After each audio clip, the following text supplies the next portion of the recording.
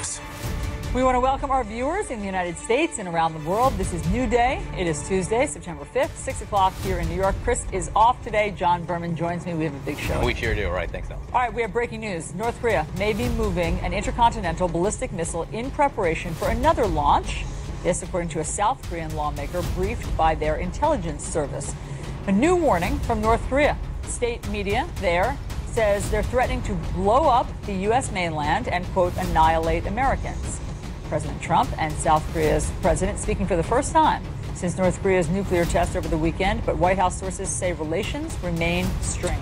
Meantime, Russian President Vladimir Putin is warning that the military escalation could cause a global catastrophe, and he calls new sanctions on North Korea useless.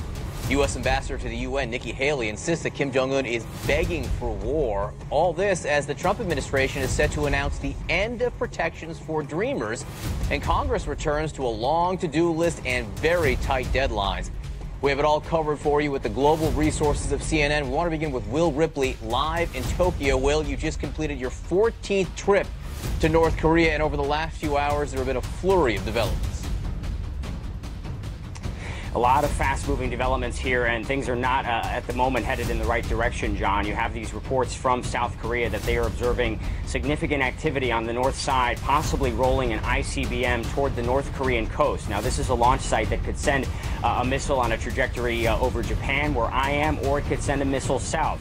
Remember, Kim Jong-un has threatened to launch missiles using the Pacific as its new target, specifically perhaps the U.S. territory of Guam. North Korea has laid out a detailed threat to bring missiles very close to that key U.S. territory.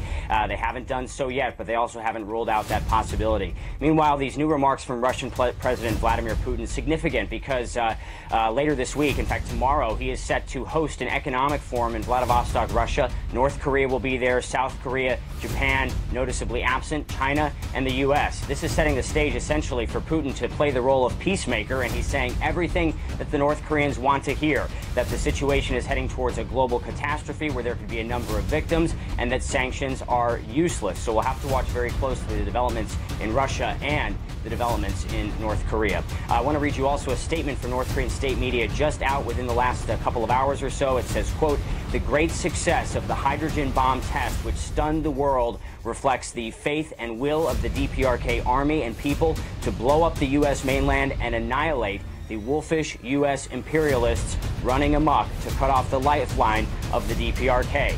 I know that sounds very frightening for a lot of people in the United States, but we need to keep this in context. Allison, this is the kind of threat that North Korea has made repeatedly for many years, although never before have we seen a nuclear-armed North Korea this capable as they are right now.